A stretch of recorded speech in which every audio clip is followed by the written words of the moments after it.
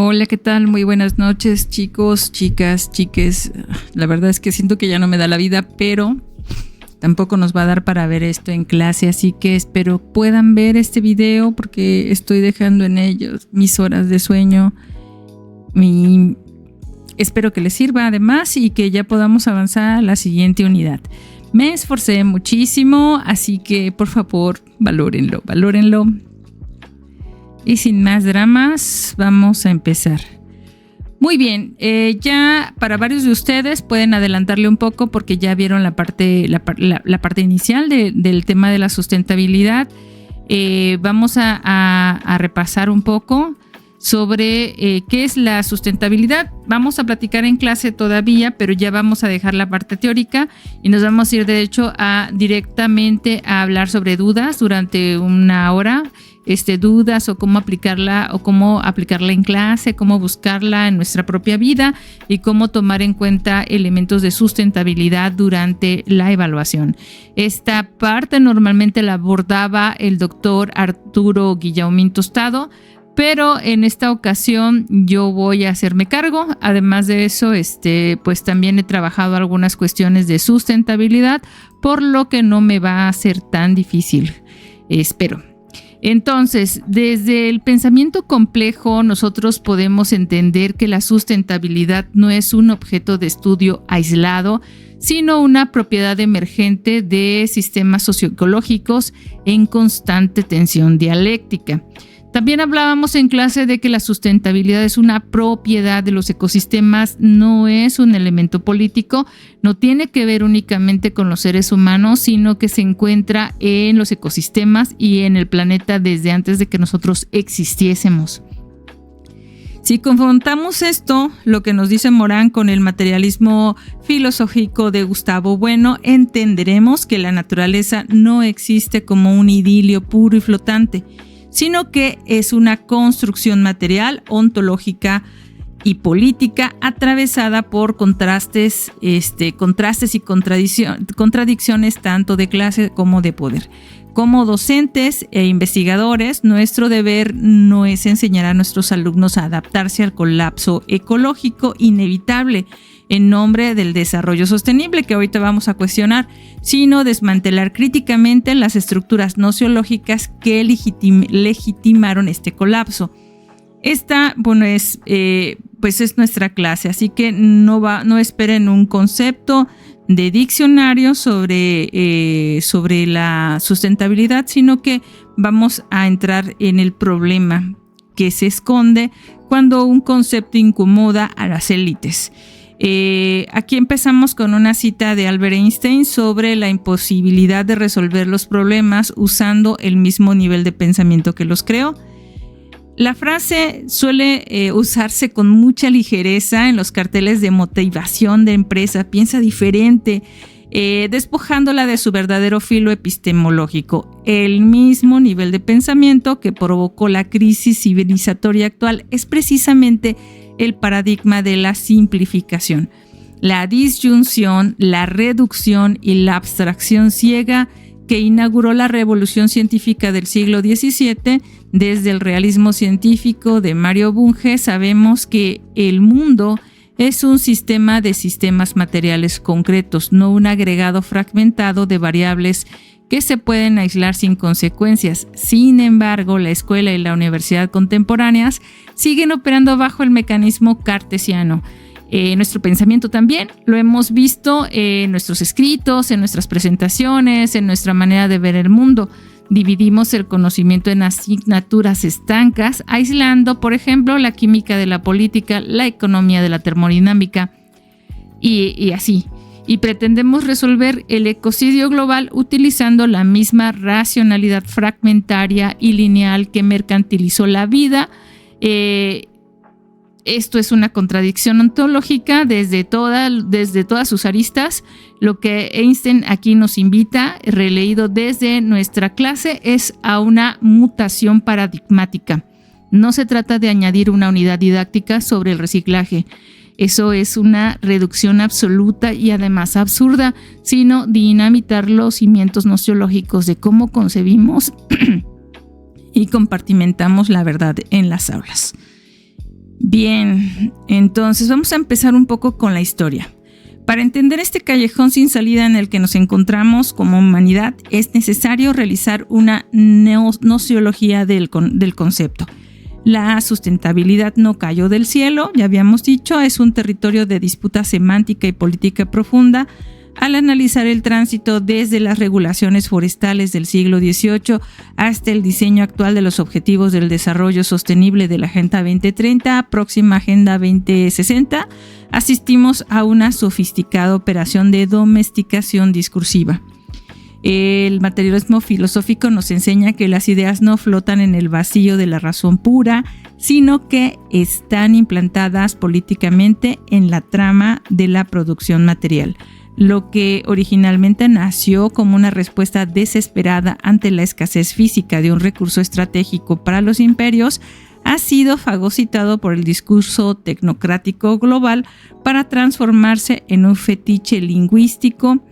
Es un término tan elástico que hoy sirve lo mismo para justificar la protección de una cuenca hidrográfica que para validar el marketing de una corporación transnacional.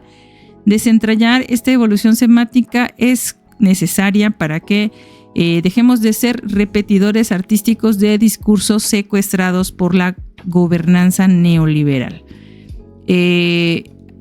Aquí podemos nosotros ver esta parte que les contaba, que les adelantaba y que ya vimos en clase. Hans Carl von Carlowitz en 1713 y la silvicultura socioeconómica o económica. Aquí está, ¿no? Este es Carl von Carlo. No era un filósofo místico, ni un romántico, ni un persecutor del ecologismo. Era el administrador de minas del rey de Polonia. Su tratado de silvicultura o económica surge por una urgencia material brutal. La minería de la plata, altamente contaminante, motor económico del reino que se estaba quedando sin madera para fundir el mineral y apuntalar los túneles. Ya lo habíamos comentado en clase, debido a la deforestación salvaje. De repente empezamos en esta carrera económica y talamos bosques y no nos dimos cuenta cuando se nos fueron acabando. Ay, mi paciente.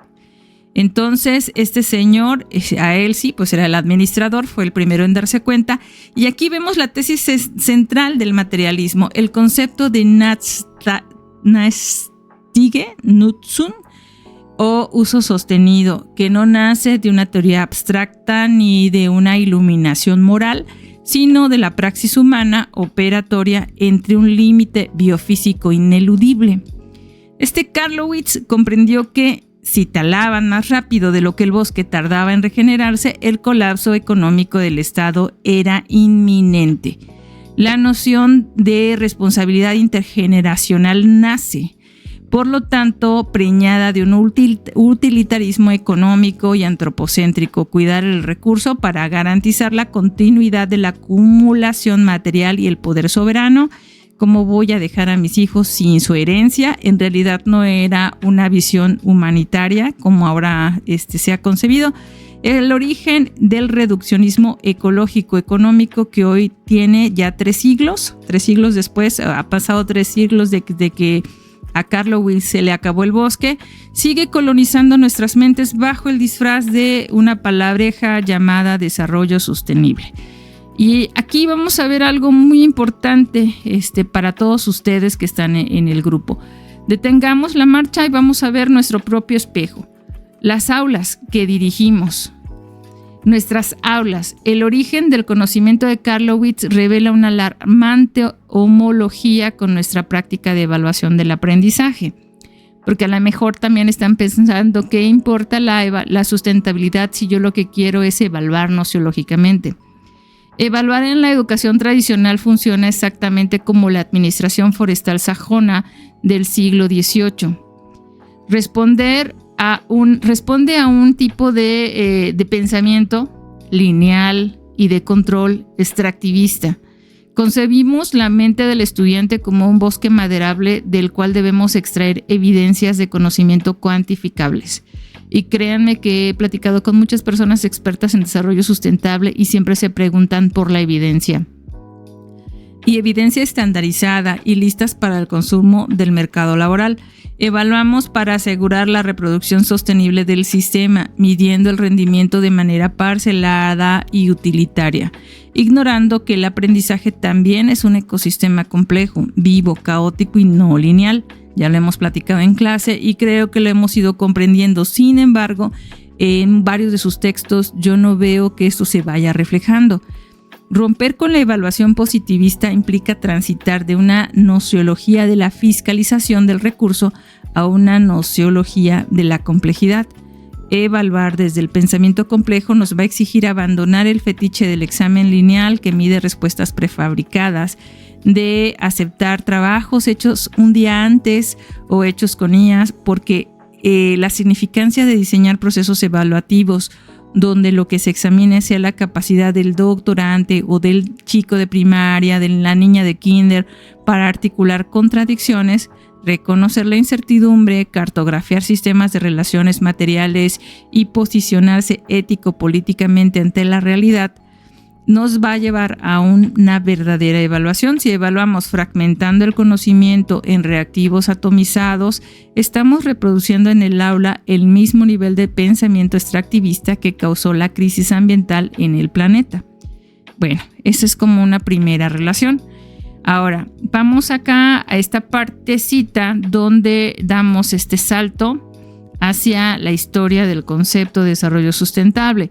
En 1987 sucede algo, ¿no? El informe de Brundtland y su célebre manifiesto Nuestro futuro común marca la consagración institucional del término desarrollo sostenible. La definición canónica de todos los alumnos que todos vamos a repetir de memoria, sobre todo para nosotros que somos para mí que soy bióloga, y para los que nos encontramos en muchas áreas que tienen que ver con el tema, nosotros repetíamos: satisfacer las necesidades del presente sin comprometer las de las futuras generaciones. Y aquí se oculta una perversión epistemológica que desde nuestra pedagogía debemos denunciar. Este documento no fue un triunfo de la ecología, sino una obra maestra de la ambigüedad calculada. Su objetivo el objetivo real fue suturar una grieta abierta por los movimientos ecologistas radicales desde la década de 1970. En el mundo, principalmente en el continente europeo y en Estados Unidos, empiezan a darse cuenta de que nuestro planeta se está afectando gravemente. Se hacen muchas marchas y esto es lo que se logra, ¿no? Esta es una sutura ligera, pero que ha tenido un impacto muy grande en la ralentización de la toma de decisiones, lejos de lo que todos pudiéramos pensar. Se señalaba en ese momento, esos activistas señalaban correctamente que el crecimiento económico infinito era incompatible con un planeta biofísicamente finito. Incluso hay un par de premios Nobel por el tema. El informe Brundtland obró el milagro ideológico de subordinar la protección ambiental a la continuidad del crecimiento económico. Nos vendió la ilusión de que podemos tener un capitalismo globalizado, hiperconsumo y al mismo tiempo un planeta sano. Esto es lo que Mario Bunge denunciaría como una pseudociencia social y una flagrante violación a las leyes del realismo científico y de la termodinámica. Crecer en el subsistema económico creer que nosotros podemos crecer infinitamente dentro de un sistema ecológico que no crece es autoengaño y una perversidad. Ahora, el itinerario histórico que va desde la Cumbre de Río de 1992 hasta el Acuerdo de París y la Agenda de 2030 en el 2015 es la crónica de un fracaso burocrático monumental, elegantemente adornado con una retórica impecable y con fotografías así de estudio y de salón. Pasamos de la Agenda 21 a la economía verde en Río +20 para culminar en el catecismo contemporáneo de los 17 Objetivos de Desarrollo Sostenible que todos mencionamos y a los que todos adjudicamos alguno de nuestros aportes. Pero analicemos los datos duros que el realismo científico nos obliga a mirar. Durante estas 3 décadas de cumbres globales, firmas de protocolos internacionales y discursos bien pensantes, las emisiones de gases de efecto invernadero no han hecho más que aumentar de forma exponencial. La pérdida de la biodiversidad se ha acelerado y los límites planetarios se han transgredido uno tras otro. ¿Cómo explicamos esta paradoja sistémica? Detengámonos a pensar un poco. Desde el pensamiento complejo de Morán, entendemos que la hiperregularización discursiva y los indicadores tecnocráticos funcionan como un mecanismo de autoengaño y de homeostasis del sistema. Los Objetivos de Desarrollo, los ODS, se han convertido en una lista de verificación burocrática para que las instituciones y las universidades, principalmente que se adhieren a estas políticas internacionales que no son vinculantes, simulen que transforman el mundo mientras mantienen intactas las relaciones de producción y de consumo que los destruyen. El límite de 1.5 grados centígrados no es una meta científica, es un analgésico no sociológico para una civilización en caída libre que simplemente no parece estarse alcanzando. Vamos a ver. La evolución semántica del concepto, del término, porque como concepto vemos que es bastante vago, del término, en las últimas décadas no es un refinamiento académico neutral, sino el reflejo de una guerra de posiciones nociológicas, el desplazamiento de la sostenibilidad débil hacia la sostenibilidad fuerte condensa esta disputa profunda. Miren, les cuento, la sostenibilidad débil es de corte neoclásico y corporativo, opera bajo el supuesto absurdo de que el capital natural y el capital manufacturado son perfectamente sustituibles, además cuantificables. Es decir, que la destrucción de un ecosistema se compensa si el Producto Interno Bruto aumenta debido a la construcción de infraestructura turística, por ejemplo, ¿no? No sé si a principios del siglo, ahí entre el 2005 y en el 2005 salió publicada una obra que se llamaba Capital Natural y todos los países del mundo que están afiliados a la ONU hicieron su conteo del capital natural. México tiene unos libros impresionantes sobre el capital natural que se generaron en esa época, con su relación con la salud, con su relación con el medio ambiente, con la desertificación, con un montón de cosas. ¿Y para qué sirvió? Pues para tener más libros bonitos, porque nada más se hizo. Y para aspectos de compensación. Es decir, la sustentabilidad débil nos está proponiendo algo falso, algo que no es verdad, es falsa. Es todo lo que vemos, las etiquetas de verde, todo lo que tiene etiqueta verde, todo lo que tiene verde dentro de su eslogan. En los últimos años, este discurso se ha transitado hacia conceptos como resiliencia y sistemas socioecológicos que están dentro del opuesto, que es la sustentabilidad fuerte. La sustentabilidad fuerte sí se arraiga en el realismo científico y sostiene que las funciones de la biosfera son irreemplazables y que poseen límites termodinámicos absolutos a los que nosotros estamos retando. Todos estos conceptos de resiliencia, sistemas socioecológicos, intentan capturar esta complejidad de la que hemos tratado de adquirir para nuestro pensamiento, pero despojándola de su carga cognitiva. La pedagogía crítica también en este aspecto, vamos a ver más adelante con una rama de la pedagogía crítica que es la ecopedagogía, debe empujar el vocabulario más allá de la resiliencia adaptativa. El verdadero desplazamiento conceptual pendiente no es un tránsito hacia un crecimiento verde que no existe, sino hacia una transformación civilizatoria radical que asuma el biocentrismo y el decrecimiento como imperativos ontológicos, es decir, como lo que es necesario hacer ya. Bueno, entonces, aquí cerramos este primer bloque que habla del concepto.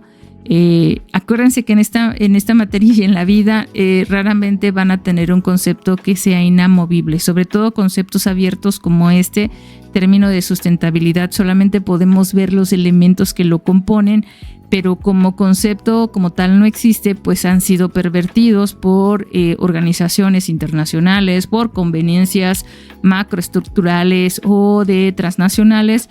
Y lo que tenemos, lo que les muestro aquí en la presentación, pues son únicamente los elementos que el concepto y el término puede tener. Podemos ir o comulgar con una sustentabilidad débil, que es la que más se promociona, o podemos ir con la realidad, con un materialismo real y construir nuestro conocimiento a partir de el conocimiento de que los ecosistemas son limitados y que nos estamos pasando gravemente. Entonces, la crisis ambiental no es un problema puramente técnico ni una simple disfunción del mercado que se puede corregir con impuestos al carbono o tecnologías ecoeficientes llenando el mar de ventiladores de generadores eólicos. Su raíz es mucho más honda, es una crisis de la racionalidad de la modernidad occidental. Una racionalidad que nociológicamente desterró la vida del pensamiento para sustituirla por el orden del capital, la cuantificación y la ciencia hiperespecializada. Desde el materialismo filosófico nosotros encontraríamos esta sentencia de Lev como un llamado a las armas académicas. Las instituciones educativas han sido los principales laboratorios de esta racionalidad de muerte. Hemos educado a generaciones de profesionistas para que sean eficientes destructores del planeta bajo la rúbrica del éxito económico. La sustentabilidad, por lo tanto, no es un contenido curricular accesorio que se deba agregar al plan de estudios existente. Es una fuerza deconstructiva que debe hacer estallar la racionalidad con la que producimos, transmitimos y validamos el conocimiento. Si la educación no subvierte esta matriz civilizatoria, continuará siendo el apartado ideológico que escolariza la barbarie y certifica nuestra propia extinción. La advertencia de Lev sobre la crisis de la racionalidad nos interpela directamente en la médula de nuestra práctica, los sistemas de evaluación de desempeño escolar. El fetiche de las rúbricas estandarizadas, los exámenes cuantitativos y la obsesión por medir competencias atomizadas no son más que el reflejo áulico de la racionalidad económica e instrumental que denuncia Lev. Estamos evaluando a nuestros alumnos con la misma lógica de la sustentabilidad débil, creyendo que una calificación numérica o un indicador de desempeño puede sustituir o representar fielmente la riqueza y complejidad del proceso cognitivo humano y es un desafío para un estudiante. La evaluación positivista fragmenta el saber, premia la docilidad memorística y simula objetividad matemática que oculta las asimetrías materiales y culturales que se encuentran dentro de nuestras aulas. Transformar la evaluación desde la racionalidad ambiental y el pensamiento complejo implicarían transitar hacia una evaluación dialéctica y de la emergencia. No podemos evaluar la comprensión de la crisis civilizatoria con las herramientas diseñadas por la realidad que la racionalidad que las provocó.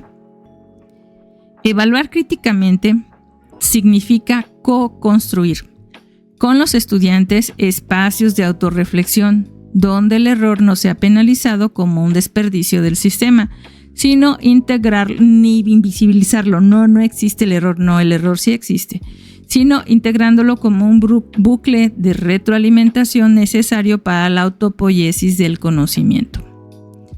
Significa evaluar proyectos transdisciplinarios y paraxiológicos donde el aprendiente deba poner en juego la contradicción, resolver problemas sistémicos reales y demostrar un compromiso ético-político con la vida, rompiendo de una vez por todas con el reduccionismo de la nota numérica que solo escolariza la lineación. Bien, pasemos a la siguiente parte, aquí donde la simulación sistémica profunda se hace visible. El capitalismo tardío ha demostrado una capacidad asombrosa para deglutir a sus críticos y transformarlos en nuevas mercancías. El fenómeno del greenwashing no debe entenderse como una simple mentira publicitaria involuntaria, sino como una sofisticada estrategia epistemológica defensiva del capital para neutralizar el conflicto. Conceptos institucionales como la responsabilidad social empresarial operan como parches éticos que desvían la atención de la urgencia necesaria de transformaciones estructurales. Peor aún, la llamada economía circular ha sido reconfigurada frecuentemente con un nuevo nicho para acumulación capitalista acelerada, mercantilización del desecho, en lugar de frenar la sobreproducción metabólica. Desde el materialismo filosófico, los bonos de carbono representan la apoteosis de la alineación, la creación de un mercado de abstracciones financieras basados en el derecho a contaminar, transformando el veneno atmosférico en un activo especulativo rentable. El mito del crecimiento verde, que permanentemente a lo que nos propone el mito del crecimiento verde, no sé por qué puse un punto ahí. No, son 2 puntos, perdón, me estaba tapando mi cursor. El mito del crecimiento verde, que promete un milagro matemático al desacoplar permanentemente el PIB de las emisiones reales. El PIB es el Producto Interno Bruto, es pura ilusión. Desde el punto de vista de Morán, es pura ilusión. Eso ideológicamente desmentida por la termodinámica. Si nosotros vamos a la termodinámica, veremos que el crecimiento verde no es posible en ninguna de las realidades alternas que se pudieran concebir. Como investigadores en formación, investigadores e investigadoras, recuperemos el sentido crítico y transformador de la sustentabilidad para desmantelar este carnaval corporativo que coloniza la mente de nuestros estudiantes bajo la rúbrica del management global. Aquí no es posible, todas estas son alucinaciones del sistema. Bien, abordemos ahora el núcleo nociológico de nuestra resistencia académica: el reduccionismo sustentable. La racionalidad moderna nos ha inculcado la patología mental de creer, ante un problema masivo, que la solución óptima pasa necesariamente por su atomización en partes aisladas y manejables. Recordemos ese proverbio hindú que dice que ¿cómo te comerías a un elefante? Por partes. Primero que se deje agarrar. Eso es ceguera epistemológica. Asume que el todo no es más que la suma lineal de sus componentes. Y si volvemos al ejemplo del elefante, nos dice que nos podemos comer todo el elefante con el mismo esfuerzo, desde las pezuñas hasta las córneas y los huesos. Nos topamos con un sistema hipercomplejo cuyas variables son dinámicas, interdependientes y no lineales. Ofrecer parches unidimensionales a fenómenos multidimensionales no solamente es una inutilidad e inservible que ha demostrado que no funciona, sino es profundamente peligroso, pues genera la degradación sistémica y acelerada, no solamente de lo que podemos ver, sino de lo que no podemos ver. Y entre lo que no podemos ver se encuentran los mantos freáticos, el subsuelo, la microbiota, un montón de elementos ecosistémicos de los cuales depende nuestra supervivencia y que se están yendo poco a poco y no los vemos irse. Desde el realismo científico de Bunge sabemos que los sistemas concretos tienden propiedades emergentes que desaparecen cuando se fragmentan. Ya hablábamos también del ejemplo del avión y su pérdida de tuercas. Entonces, el reduccionismo no solamente es un error metodológico, es una elección política inconsciente que protege el status quo al evadir las raíces del conflicto. La verdadera alfabetización ecológica en cualquier lugar donde se eduque comienza cuando saboteamos la demanda de respuestas fáciles que exige a que nuestros alumnos nos den. O sea, resuelve el problema de la deforestación. Pues hay que sembrar árboles. Hay que obligarlos a sostener una mirada ante la complejidad indómita de la realidad. Y vamos a ver algunas cosillas al respecto.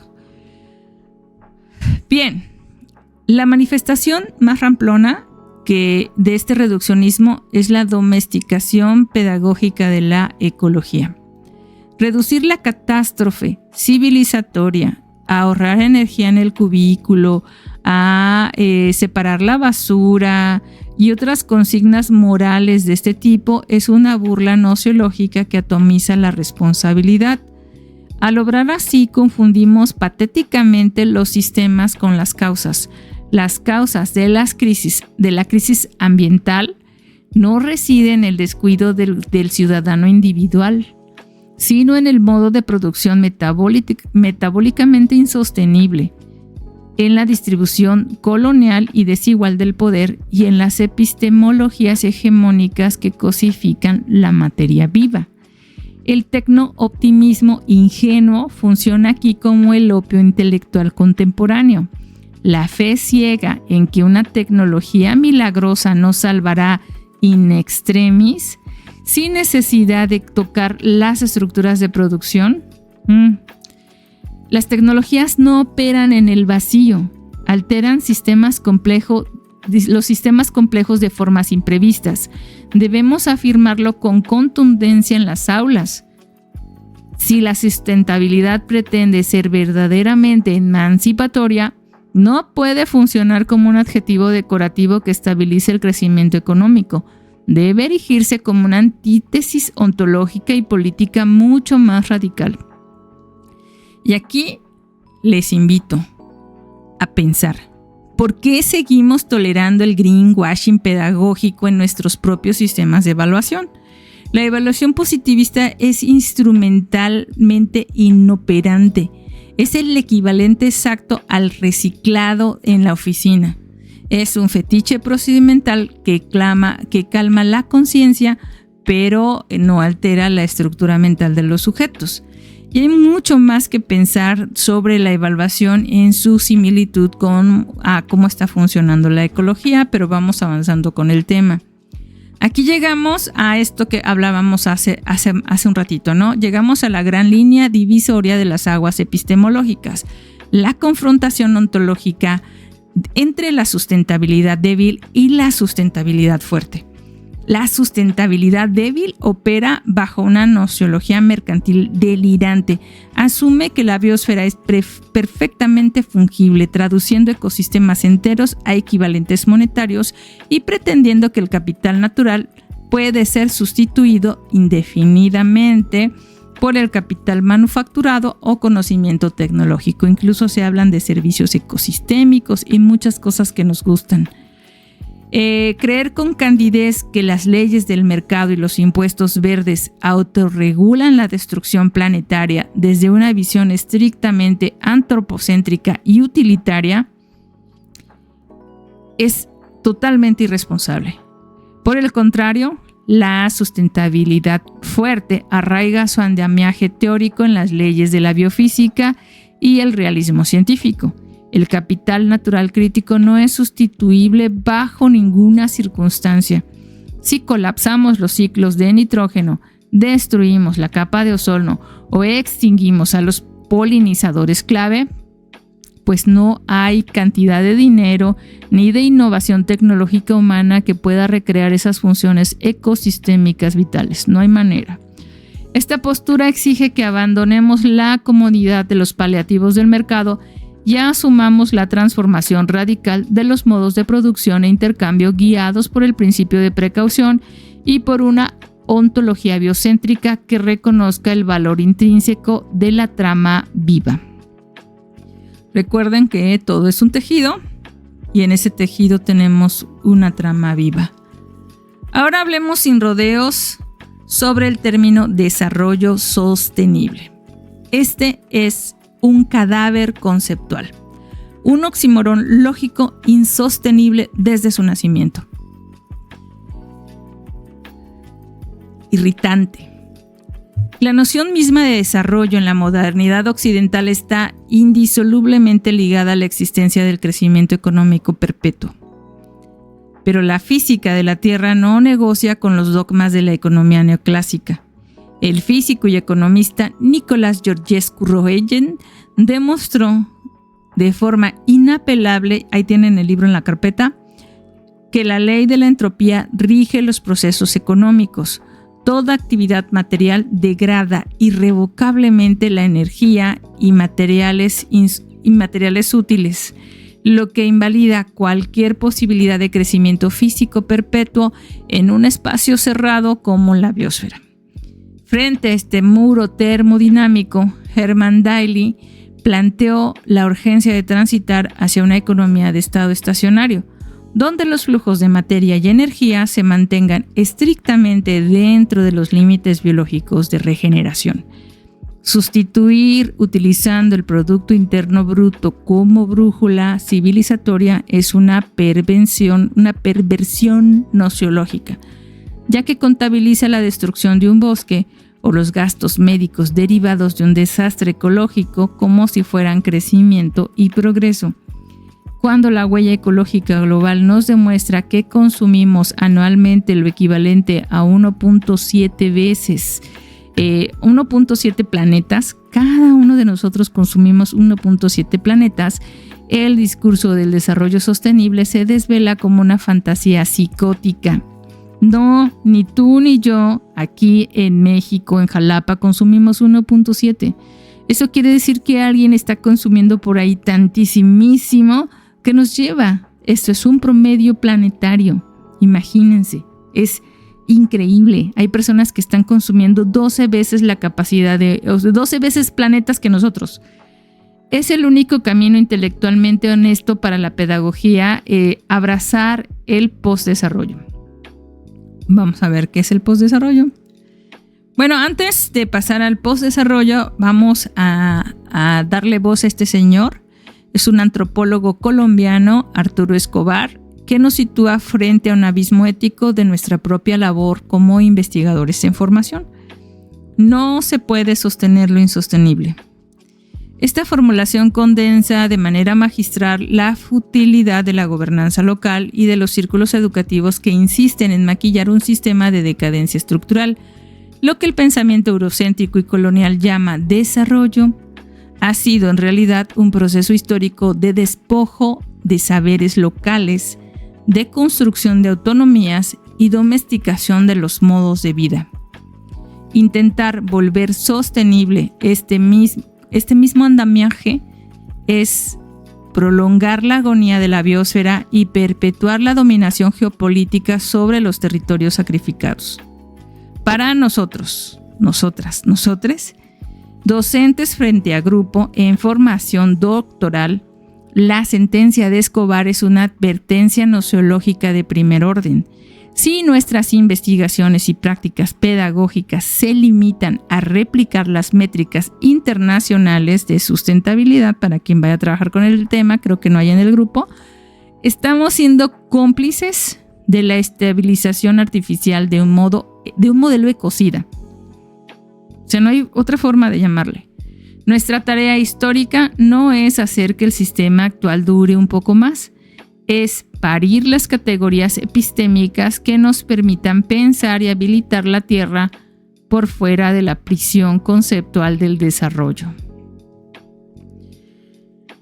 Esta es una fractura, y aquí también se nos invitaría a evaluar desde la sustentabilidad fuerte y el postdesarrollo para sepultar la nota cuantitativa tradicional. Permítanme insistir, yo sé que todos están muy que comulgan con la misma función. Sin embargo, Quisiera saber si también en la forma de ser evaluados también estamos transitando a este espacio de coevaluación cualitativa, ya autorregulación ecosistémica, donde lo que se examine sea la resiliencia epistémica, la autonomía de pensar y la capacidad colectiva para sostener la vida, renunciando de una vez por todas a la ilusión positiva de medir lo inmedible en un momento final.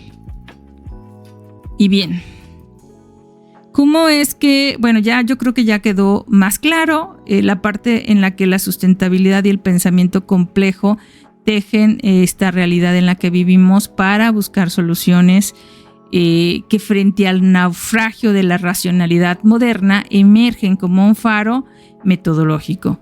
La sustentabilidad no puede seguir siendo entendida bajo las viejas anteojeras de la ciencia hiperespecializada que aísla el objeto de su entorno ecológico e histórico, y desde una propuesta política perversa que lo único que ha hecho es gastarnos el tiempo en cumbres, en paseos por pasillos de World Centers internacionales con muchas banderas y muy buenos coffee breaks. La complejidad moriniana no es un método sofisticado para complicar los análisis. También eso es algo que creo que noté en sus escritos. No, es todo lo contrario. Es un imperativo nosológico que nos exige reintroducir al observador en la observación, vincular lo biológico con lo cultural y asumir la incertidumbre como una dimensión constitutiva de la realidad. Cuando la pedagogía adopta este enfoque, la sustentabilidad deja de ser un mero tema transversal de la ecología tradicional para convertirse en un eje transdisciplinario que subvierte todas las disciplinas del saber. Morán nos invita a tejer los lazos rotos por el pensamiento separatista, occidental principalmente, y de los nortes occidentales. La crisis de la biosfera es indisociable de la crisis de la antrósfera y de la noósfera. Noósfera, el mundo de nuestras ideas. Pensar que la sustentabilidad desde la complejidad significa, por lo tanto, activar una reforma de pensamiento que transforme radicalmente la estructura misma de nuestras instituciones de enseñanza, entonces ese es el fin último que estamos obligadas a perseguir. Para operativizar esta revolución mental debemos comprender con precisión anatómica qué es el pensamiento complejo. No incluir términos del pensamiento complejo más populares dentro de nuestros temas, sin cuestionarlos. Como bien señala Morán, la raíz etimológica de la palabra proviene del latín complexus, que significa literalmente lo que está tejido junto. El recordatorio ontológico de que en la naturaleza real nada existe en un estado de aislamiento puro o de pureza abstracta. El gran error de la escuela tradicional ha sido confundir lo complejo con lo complicado. Un motor de avión es complicado porque tiene miles de piezas, pero es desmontable y predecible de forma lineal, tan lineal que podemos construir no uno, sino miles de aviones. Un bosque es una comunidad humana o una aula de clases son sistemas complejos, porque sus elementos interactúan a través de bucles dinámicos de retroacción, produciendo propiedades emergentes indomables. Morán articula esto mediante 3 principios fundamentales que ustedes ya han escuchado mucho, manejan y conocen. El principio dialógico, que nos permite mantener juntas ideas que parecen contradictorias, pero son complementarias. El principio de recursividad organizacional, que rompe la causa lineal demostrando que los efectos son a la vez causas de lo que los produce. Y el principio hologramático, que revela que la parte está en el todo, pero el todo está inscrito en la parte. Podemos declarar la guerra intelectual definitiva al paradigma de la simplificación, que mutila la mente de nuestra generación y de las nuevas generaciones. Bien, adentrémonos entonces en las entrañas de la propuesta nociológica de Morán antes de continuar. El principio dialógico no es una mera invitación abstracta a la tolerancia discursiva, es una recusación radical de la lógica aristotélica clásica que ha gobernado los diseños curriculares de Occidente.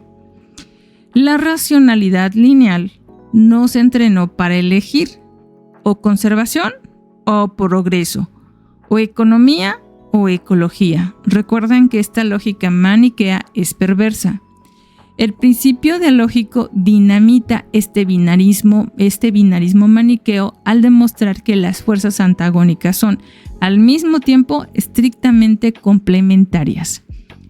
En el núcleo de la sustentabilidad, la contradicción no debe entenderse como un error de cálculo o un defecto del pensamiento que deba corregirse, sino como la textura ontológica misma de lo real. La supervivencia biocultural exige la paradoja de conservar las bases metabólicas de la vida y de forma simultánea transformar de raíz el modo de producción que las depreda. Desde el materialismo filosófico esto implica el simple qué. ¿Se acuerdan? Habíamos hablado de este término. Los saberes no están totalmente aislados ni totalmente fusionados, sino que coexisten en una tensión dialéctica donde el conocimiento científico occidental debe despojarse de su soberbia imperial para trenzarse en un diálogo de saberes genuino con verdades materiales del conocimiento ancestral y popular. Vamos a ver, ahí también hay un detalle. El segundo pilar moriniano quiebra el fetiche de la causalidad lineal sobre el que se edificó la ciencia moderna y la planeación tecnocrática. La matriz de la simplificación nos acostumbró a pensar en términos de estímulo-respuesta. Acuérdense, antes hablábamos de los opuestos y ahora del estímulo-respuesta o insumo-producto, buscando siempre una causa primera o un culpable último. La recursividad organizacional destruye esta ilusión cronológica al postular que los productos y los efectos son, de manera simultánea, causas y productores de aquello que los originó. En el territorio de la sustentabilidad, la separación metafísica entre sujeto y objeto, entre sociedad y naturaleza, queda abolida. La sociedad produce a los individuos que, a través de su praxis cotidiana, producen la trama social. Del mismo modo, las dinámicas biogeoquímicas de la biosfera producen las condiciones materiales para la emergencia de la vida, la cual a su vez reconfigura recursivamente el metabolismo planetario. Para la pedagogía, esta contrastación o constatación nociológica posee una carga política de profundidad porque devela la ingenuidad de pretender resolver la crisis civilizatoria mediante recetas técnicas externas, sin asumir que la resolución nos exige la autotransformación radical de nuestra propia subjetividad y de las estructuras institucionales que habitamos. Si aceptamos la institución como tal, pues estamos haciendo las cosas de la misma manera que las hemos hecho siempre. Ahora, el principio hologramático nos sitúa ante el espejo, un espejo que es a su vez deslumbrante y a su vez perturbador. No solo la parte está contenida de manera subordinada dentro del todo, sino que el todo, con toda su complejidad estructural, se encuentra genéticamente inscrito en cada una de las partes. Esta tesis de Morán nos obliga a superar el atomismo estéril y el holismo vago. Cuando un estudiante, un aprendiente de posgrado analiza la crisis climática, suele cometer un error reduccionista de considerarla un fenómeno macroatmosférico abstracto. El principio hologramático le recuerda que la totalidad del modo de producción capitalista global se mantiene y se reproduce en escala celular de un solo acto cotidiano, como encender un teléfono móvil o consumir alimentos ultraprocesados. Cada micropraxis individual condensa y refleja las líneas de las fuerzas geopolíticas del planeta entero. Nociológicamente, esto destruye la validez del confinamiento disciplinario. Es metodológicamente imposible desentrañar la sustentabilidad atomizándola en parcelas sociológicas, biológicas o económicas o educativas. Eso no pasa. El holograma sociológico exige una transdisciplinariedad rigurosa que permita leer el macrocosmos en el microcosmos del aula y del territorio. Y aquí, bueno, podemos confrontar estos conceptos. Si nuestra evaluación sigue midiendo fragmentos aislados, estamos educando burócratas de la simplificación que mañana gestionarán la destrucción del planeta con indicadores perfectos. Bien. Aquí hay un poco más sobre los paradigmas simplificadores. Bueno, aquí sintetizamos el verdadero campo de batalla epistemológico de nuestro siglo, la confrontación irreconciliable entre el paradigma de la simplificación y el paradigma de la complejidad, la racionalidad simplificadora, heredera del cartesianismo, opera mediante racionalidad simplificadora y con 3 operaciones quirúrgicas fatales. La disyunción que separa lo que la naturaleza ha unido, la reducción que aplasta la riqueza de lo complejo bajo la tiranía de lo simple y la abstracción que arranca los fenómenos de su suelo histórico y ecológico para encerrarlos en un laboratorio. Su meta última es la certidumbre absoluta y el control absoluto del mercado. Las antípodas de este reduccionismo son la complejidad de la emancipación, como la práctica de distinción sin caer en la disyunción mutilante. Abrazar la conjunción de lo diverso sin fundirlo en un todo amorfo y exige una contextualización permanente de cada dato empírico.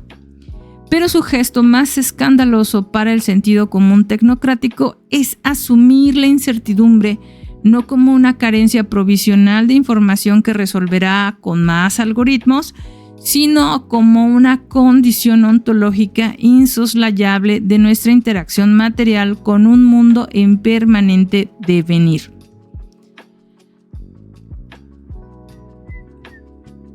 Y entonces, podemos, apoyándonos en esta parte de que nos enseñó Bunge, debemos recordar que la realidad está constituida por sistemas materiales concretos, no por abstracciones disyuntivas flotantes.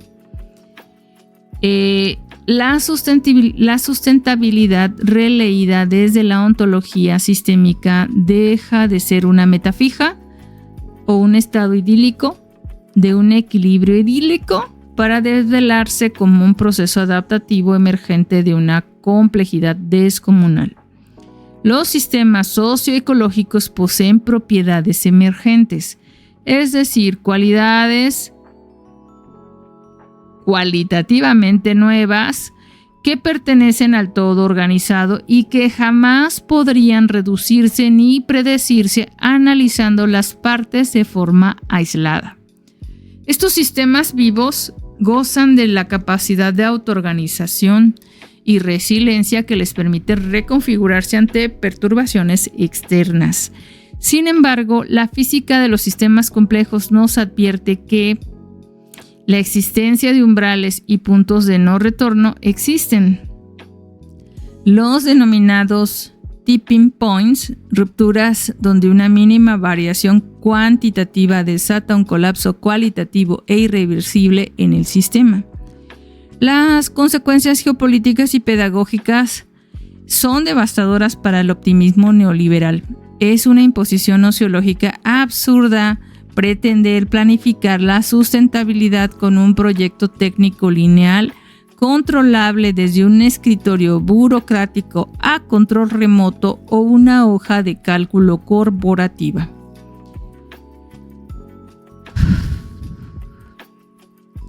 Y bueno, cerremos este recorrido conceptual un poco denso con una precisión metodológica de Edgar Morin que nos previene de caer en el relativismo postmoderno o en el caos irracionalista.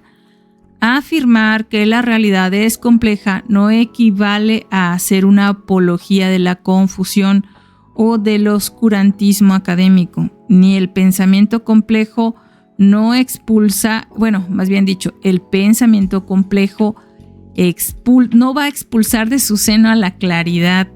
No necesariamente tenemos que escribir súper complejo para que no se nos entienda, para mostrarnos desde el pensamiento complejo. El orden, los determinismos locales de las ciencias duras también caben dentro de la complejidad. Lo que hace es despojarlos de su pretensión totalitaria e imperialista. Los declara de manera contundente, radicalmente insuficientes para dar cuenta de la vida. Nuestra labor como doctorantes y formadores de personas es tomar en cuenta esta advertencia, porque es vital. No venimos al aula a negociar el rigor de los datos cuantitativos sobre las emisiones de carbono, ni a invalidar las leyes de la termodinámica que defienden el realismo científico. Venimos a integrarlos en un tejido más amplio. Tampoco venimos a decir que la medicina herbolaria es la solución ante las perversas franquicias farmacéuticas, porque no es así. El orden y la simplificación son herramientas útiles y necesarias, pero son apenas pequeñas islas de inteligibilidad provisional dentro de un océano indómito de la complejidad socioecológica, que la educación tiene la obligación histórica de aprender a navegar. Hay mucho que reflexionar en esta parte. También debemos de ver que la evaluación, sobre todo con respecto a la evaluación no debe someterse a un grado de asimilación de una verdad fosilizada. Debemos también cuestionar, la evaluación formativa también requiere que nosotros vayamos adaptando nuestros contenidos al momento en el que los vamos emitiendo, que también nosotros vayamos criticando esos contenidos, no solamente adaptándolos al aprendiente, que va a ser su consumidor, por si lo queremos reducir a eso, sino también tenemos que ir matando conocimientos que están, que no han pasado por el rigor crítico o por la resiliencia epistémica, porque en la mente del estudiante crean un desorden de un mundo herido. Bien, retomamos nuestro viaje intelectual, reconociendo que el orden, la claridad y el determinismo racionalista son herramientas útiles, pero radicalmente insuficientes para descifrar la crisis contemporánea. Para trascender estas insuficiencias nociológicas, debemos cruzar el umbral de la ecología profunda. Esta corriente, inaugurada formalmente por el pensador Ernest Ness, no sé cómo se pronuncia, debe ser como el monstruo del lago Ness, nos propone un catálogo de nuevas tecnologías ecoeficientes. Más bien, no nos propone eso, sino una auténtica mutación ontológica en la forma en la que el ser humano concibe su relación con la trama de la vida. Desde el materialismo filosófico de Bueno, diríamos que la ecología profunda viene a demoler la idea de naturaleza como un mero escenario pasivo y exterior y domesticable por el sujeto operatorio. Entonces la naturaleza deja de ser aquel monte que tenemos que transformar en jardín. No estamos ante un problema de gestión ambiental, no se trata de eso, sino ante un quiebre de la metafísica occidental que separó la sustancia humana del resto de las realidades materiales del planeta. Para ustedes, doctorantes, Esto implica un vuelco conceptual definitivo. No podemos seguir educando bajo la ilusión de que somos los administradores del globo. Debemos desmantelar las bases conceptuales que colocaron al ser humano en un pedestal de soberbia epistemológica y política exterior al mundo físico. Este señor, Arne Naess, nació, por ahí en 1973 nace este muchachillo. Es un filósofo, un montañista y un activista noruego. De ahí viene el nombrecito. Publica su artículo que fractura el campo del ambientalismo global. Este artículo se llama The Shadow and Deep Long Range Ecology Movement. Y en él demuestra que la filosofía, también está en la carpeta, por favor búsquenlo, ahí demuestra que la filosofía no es un mero ejercicio de especulación académica de escritorio, sino que es una praxis y una forma de vida radical. Su propuesta, también hay otro señor que me encanta, no se me fue el nombre ahorita, es Thoreau, también tiene un gran aporte. Yo creo que este muchacho leyó a Thoreau. Su propuesta, la propuesta que nos hace Naess, introduce una disyunción nociológica fundamental entre el ecologismo superficial y la ecología profunda. Para este señor, los parches cosméticos y el reformismo técnico no son suficientes. La gravedad del ecocidio que hemos realizado en los últimos 2 siglos, principalmente, nos exige cuestionar con vehemencia los fundamentos mismos de nuestra civilización industrial occidental. El pensamiento de Naess es un tejido transdisciplinario de alta densidad. Se nutre de ontología inmanentista de este señor, ¿cómo se llamaba? Baruch Spinoza. Aquí está. De Spinoza, donde Dios y la naturaleza son una sola sustancia. También se nutre de la resistencia de Mahatma Gandhi y de la ontología relacional del budismo. Desde su refugio en una cabaña en una montaña llamada Bergenstein, formuló su propia ecosofía T, una sabiduría de habitar que unifica la autorreflexión conceptual con la experiencia directa del territorio material. Naess nos desafía a abandonar la comodidad corporativa del desarrollo sostenible para encarnar una filosofía de resistencia epistémica. Y ya platicábamos en clase lo difícil que puede llegar a ser esto. Aquí se expone, en esta diapositiva, se expone la anatomía del campo de batalla ideológico que divide las aguas en la academia política global. Por un lado tenemos la ecología superficial, que es un discurso hegemónico, colonizador de los ministerios de educación y las cumbres corporativas, como Río, como todas esas que nos encanta mencionar en nuestros trabajos. Su objetivo real no es salvar la biosfera, sino defender el bienestar de las poblaciones de primer mundo mediante la mitigación de la contaminación y el control del agotamiento de materias primas. Concibe nosológicamente a la naturaleza como un inventario de recursos naturales, ¿les suena? Que deben gestionarse mediante la racionalidad económica y soluciones tecnológicas internas del propio sistema capitalista. Es puro reformismo ambiental gato-pardista. Por otro lado, en las antípodas ya se yergue la ecología profunda, ejecutando una revolución copernicana. O sea, no es que sea Copérnico, sino así de grande como la revolución copernicana. Esta postura exige el cuestionamiento radical de las estructuras de la civilización moderna. Postura una igualdad biocéntrica absoluta. Todo ser vivo posee un valor intrínseco e inherente desvinculado de su utilidad mercantil. La naturaleza deja de ser un objeto de explotación y se devela como una densa comunidad de sujetos materiales. No busca una reforma técnica, sino una transformación ontológica y existencial que desembarque en un cambio civilizatorio radical. Aquí hay mucho que tenemos que pensar sobre romper con esa herencia positivista e instaurar una evaluación profunda. Transformar el acto evaluativo en una experiencia ontológica y existencial. ¿Pero nosotros aceptamos ser evaluados de esa manera? Bueno, este señor, siguiendo con Artninis y otro muchachillo por ahí, George Sessions, estructuraron estos 8 principios que no deben tomarse como un dogma metafísico cerrado, sino como una plataforma política y filosófica para la acción civilizatoria radical.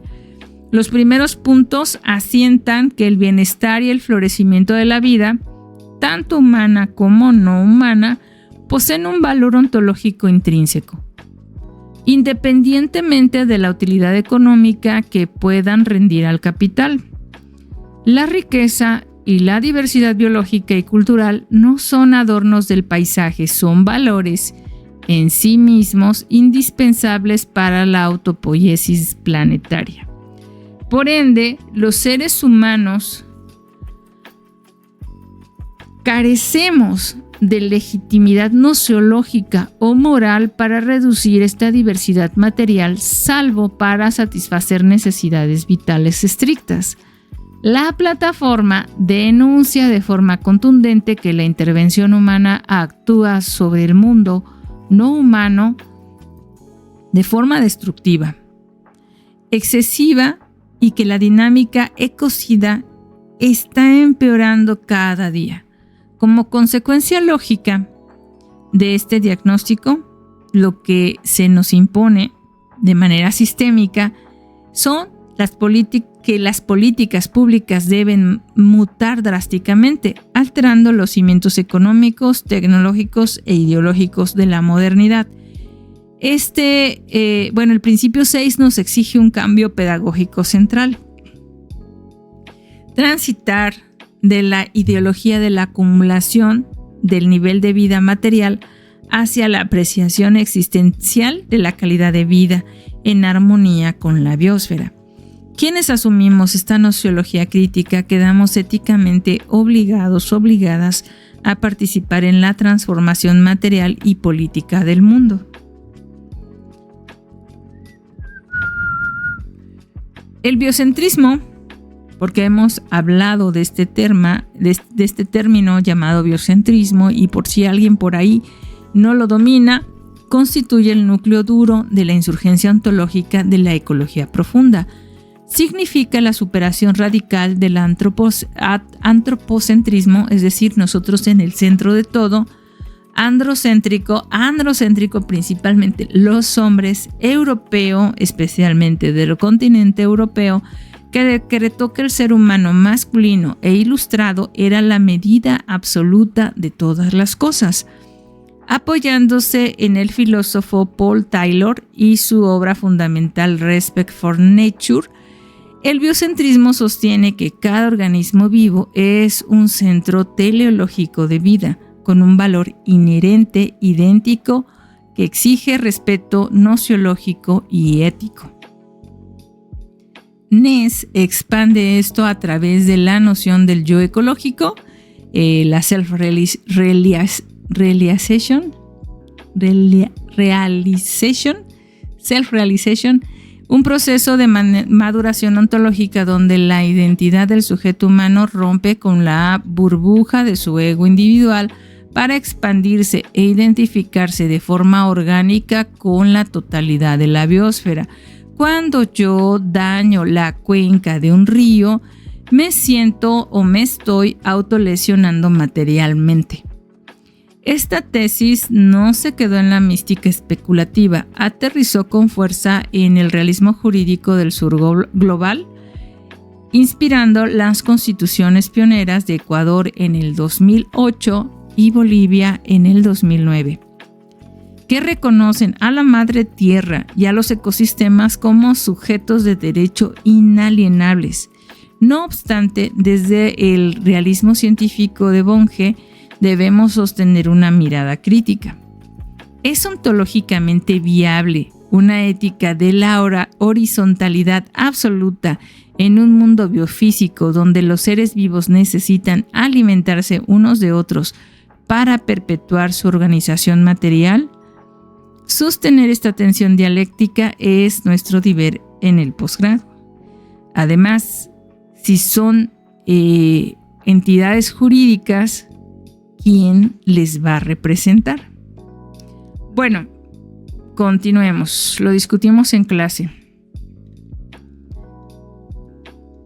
Para articular conceptualmente este giro ontológico, Ness acuñó el término ecosofía.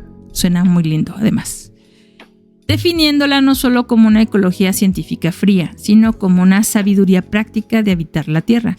Esta visión entró en resonancia transdisciplinaria profunda con el filósofo y psicoanalista Félix Guattari y su célebre manifiesto de las 3 ecologías: la ambiental, la social y la mental.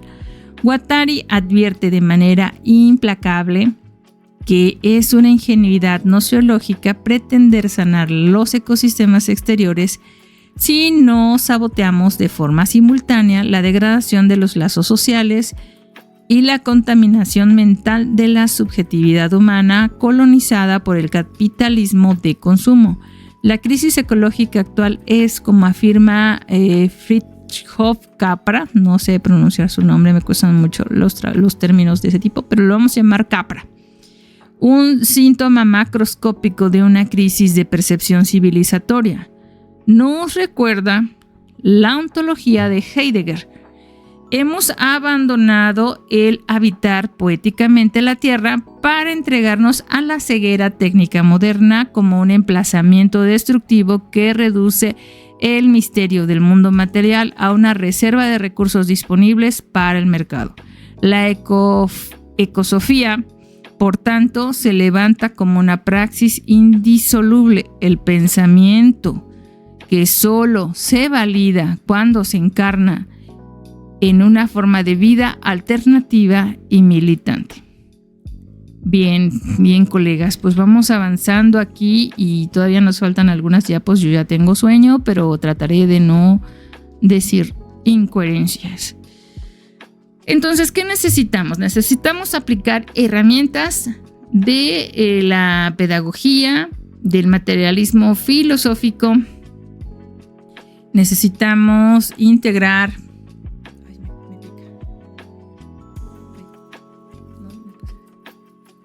Félix Guattari. ¿Qué necesitamos entonces? ¿Qué necesitamos aquí? Nosotros necesitamos estas herramientas para purificar a la ecología profunda de sus propias desviaciones ideológicas. Como ya hemos visto en clase, todo tiene su doblez, todo tiene su otra cara. Una de las críticas históricas más severas y justificadas que se han recibido al pensamiento de Ness es su tendencia recurrente a una abstracción mística que ignora las brutales asimetrías de clase, raza y poder geopolítico que desgarran a la humanidad. Claro, desde Noruega no es tan difícil caer en esto. No podemos hablar con honestidad intelectual del ser humano en un abstracto como el culpable unificado del ecocidio. El economista y economista ecológico, qué cosa tan extraña, pero les invito a leerlo, es genial. Joan Martínez Alier introdujo una corrección materialista vital en su concepto del ecologismo de los pobres, demostrando que en el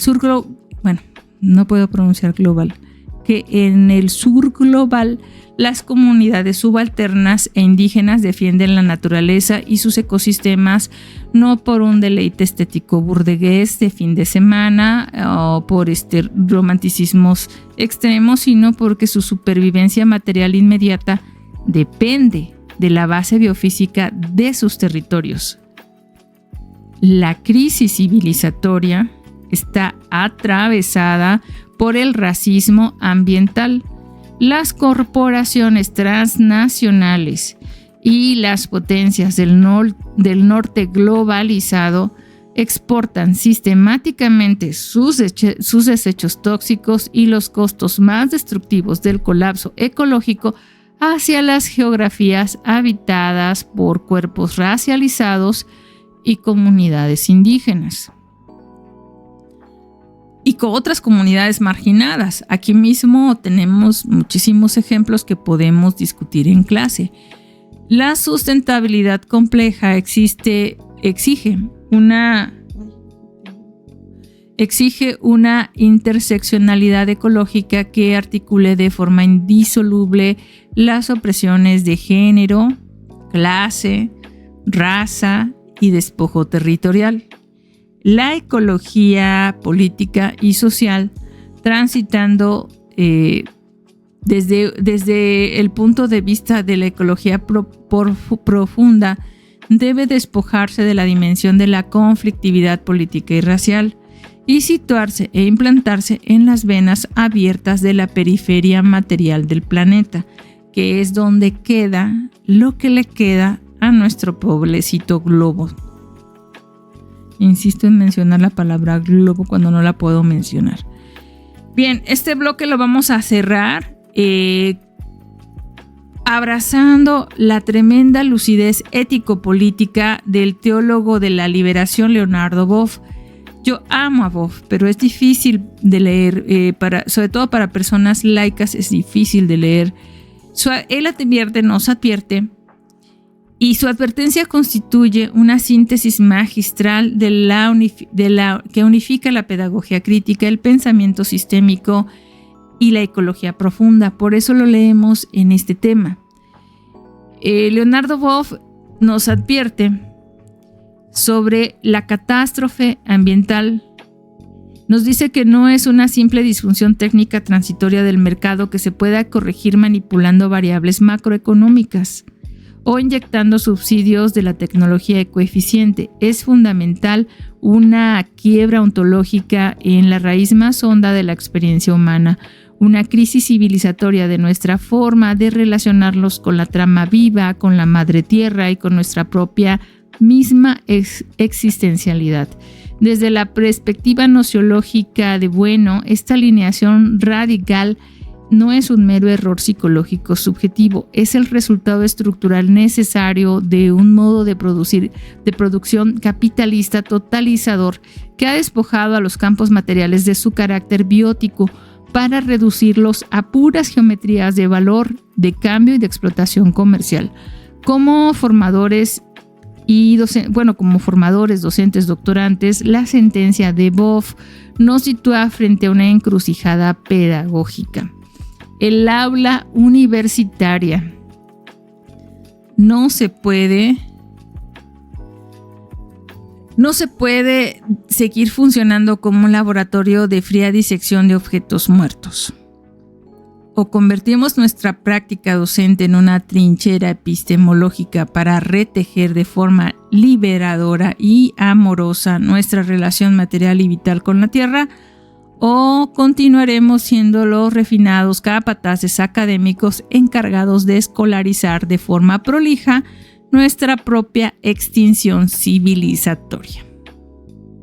No quiero alarmar a nadie, pero eso es lo que es. Ahora entramos en el gran en nuestra... Ay, todavía no llegamos. Pensé que ya tocaba, pero no. Bueno, habiendo hablado de la desarticulación del reduccionismo económico y explorando las honduras ontológicas de la ecología profunda, ahora vamos a hacernos preguntas sobre el conocimiento mismo. La sustentabilidad no puede seguir siendo un fetiche discursivo flotante, ¿o sí? Yo creo que no. Exige una teoría del conocimiento como fundamento crítico que actúe como escudo contra la cooptación corporativa. Cuando la pedagogía tradicional introduce la ecología en las aulas, suele cometer el error de tratarla como un cúmulo de contenidos fácticos preexistentes que el alumno simplemente debe memorizar y asimilar. Entendemos que el verdadero desafío no consiste en enseñar contenidos verdes, sino en desentrañar la operación material, política y lógica mediante la cual construimos y validamos lo que llamamos una verdad ambiental. Abordar la sustentabilidad desde la teoría del conocimiento implica transitar de un activismo ingenuo al rigor epistemológico, capacitándonos para sabotear discursos dominantes desde nuestras propias contradicciones lógicas. Y bueno, vamos rápidamente porque ya me quiero ir a dormir. La pregunta central que debemos guiar nuestra investigación o nuestras investigaciones es muy directa. ¿Cómo se construye el conocimiento verdadero y científicamente válido sobre la sustentabilidad? En el escenario contemporáneo hay una alarma. La sustentabilidad se ha convertido en un territorio caótico disputado por muchas disciplinas: la biología, la economía, la sociología, la ingeniería, y cada vez se meten más. ¿Que la estudian? Sí, pero de forma parcelada, balcanizada y sin una verdadera integración sistémica. Esta fragmentación abre la puerta a peligros formidables: la proliferación de las pseudociencias ecológicas, el florecimiento de un ideologismo verde cargado de sentimentalismo romántico y ridículo, y una retórica política institucional completamente huérfana de fundamento empírico. No bastan las buenas intenciones éticas para detener el ecocidio. Se requiere un análisis riguroso del campo de estudio. No podemos permitir que la pedagogía se reduzca a una apología mística del cuidado planetario. Nuestra tarea es dotarnos de herramientas teóricas para separar la paja de la simulación discursiva, del trigo del realismo científico. Este señor que tanto queremos, bueno, espero que ya lo quieran como yo, quiebra cualquier tentación idealista al postular que la materia entendida no de forma corpórea burdea, sino ontológica, es la realidad última. Su nociología nos ofrece una herramienta analítica extraordinaria: los tres géneros de materialidad denotados como M1, M2 y M3. La sustentabilidad, lejos de ser un concepto etéreo, involucra simultáneamente estos tres géneros. M1 representa las realidades físicas y biofísicas concretas de los ecosistemas y los ciclos termodinámicos. M2 engloba las operaciones psicológicas, percepciones y vivencias subjetivas de las comunidades humanas ante la crisis. Y M3 abarca las estructuras abstractas, la teoría científica y las leyes lógicas que articulamos para explicar el mundo. El pluralismo materialista de Bueno rechaza tajantemente reducir la realidad a un solo nivel.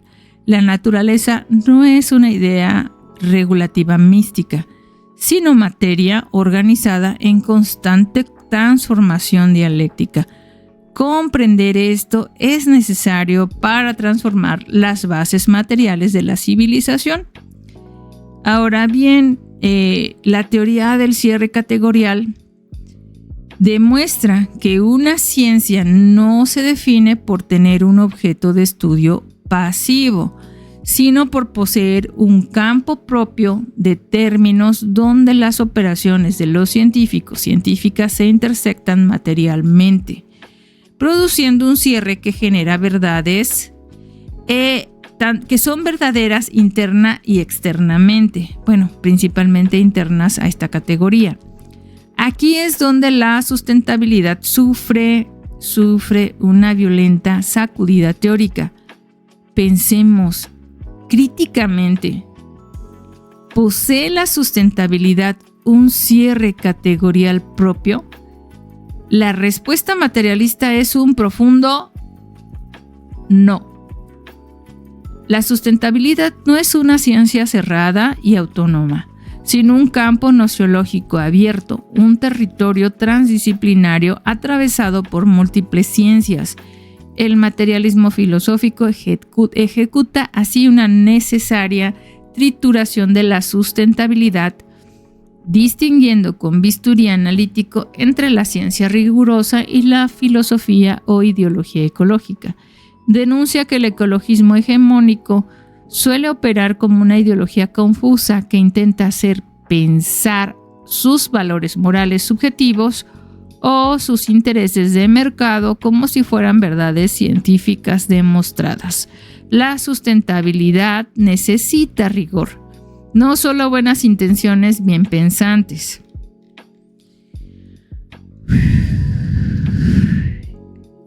Aquí, ¿qué va? Bueno, seguimos con bueno. Este señor a mí me parece increíble, yo les invito a leerle mucho, les va a ayudar bastante. Este filo desmitificador que tiene despliega toda su potencia al desmantelar el ecologismo idealista burgués, al cual califica sin tapujos de religión secular, de la modernidad tardía. El idealismo contemporáneo ha construido un monumento, el mito de la naturaleza, escribiendo la palabra con mayúsculas y dotándola de atributos metafísicos providenciales. Desde el materialismo filosófico afirmamos categóricamente que la naturaleza, con una totalidad armónica, pacífica y con voluntad propia, simplemente no existe. Lo que existe es una realidad ontológica. Son ecosistemas concretos, diversos, conflictivos y en perenne choque destructivo y constructivo. Bueno destruye las derivaciones teológicas de la ecología ingenua que pretende atribuir intenciones o propósitos místicos a los sistemas biofísicos, ejecutando una verdad demoledora contra la célebre hipótesis Gaia de James Lovelock. La Tierra, para bueno, no es un organismo vivo dotado de conciencia o voluntad salvífica. Si lo fuera, yo creo que ya no estaríamos aquí. Creer en ese sesgo animista es un retroceso nociológico. Ojalá nos dé tiempo de hablar sobre pensamiento mágico, pero yo creo que ya no. Nosotros también en nuestras aulas debemos purgar el currículo de ese tipo de fantasías místicas y exigir un análisis materialista estricto que estudie las dinámicas bioquímicas y socioeconómicas de los territorios reales, en lugar de arrodillarnos ante abstracciones idealistas piadosas.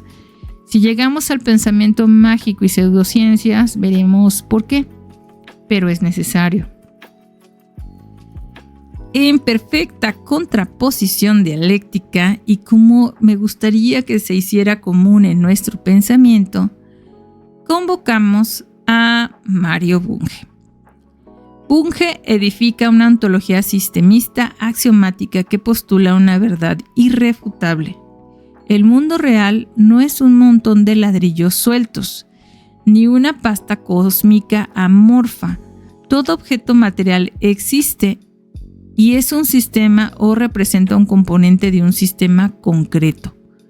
Para desentrañar la complejidad, Bunge nos obsequia el poderoso modelo analítico SENS: composición, entorno, estructura y mecanismo. Aplicar el SENS significa que la sustentabilidad no puede ser abordada jamás como un atributo intrínseco de objetos aislados, como una tecnología limpia o un producto ecológico, sino como una propiedad sistémica y emergente de la interacción material entre la composición social y el entorno biofísico. Bunge entabla una guerra a muerte contra lo que denomina el holismo oscurantista posmoderno. Concuerda que el todo es más que la suma de las partes, pero afirma con vehemencia que ese todo es perfectamente analizable, inteligible y explicable mediante la ciencia.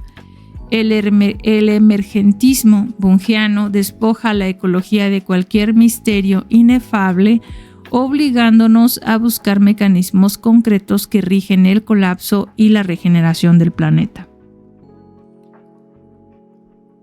Siguiendo con este muchacho, podríamos hablar de algo como la epistemología de la sustentabilidad, donde este señor Bunge despliega un riguroso ejercicio de demarcación científica.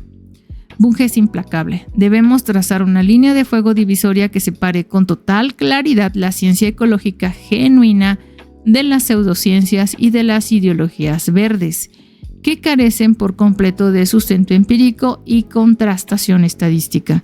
Propone un enfoque decididamente transdisciplinario que denomina biotecnosociopolítico, asumiendo que la crisis ambiental requiere el concurso coordinado de todas las ciencias de la materia y del espíritu. Para Bunge, el conocimiento ambiental válido debe cumplir con 4 imperativos nociológicos: ser exacto, verificable, sistémico y socialmente útil. Desde esta trinchera arremete con furia epistemológica contra el constructivismo radical postmoderno que impera en muchas facultades de educación. Afirma de manera contundente que la crisis ecológica global y el cambio climático son realidades ontológicas objetivas que destruyen materialmente el tejido de la vida y no meras construcciones sociales o narrativas discursivas relativas creadas por el lenguaje, la ética del cuidado. En este sentido es necesaria, pero jamás podrá sustituir la precisión de la ciencia. La tecnología apropiada y guiada por el realismo científico debe erigirse como una herramienta de liberación material y humana y no como un instrumento corporativo de dominación y ecocidio.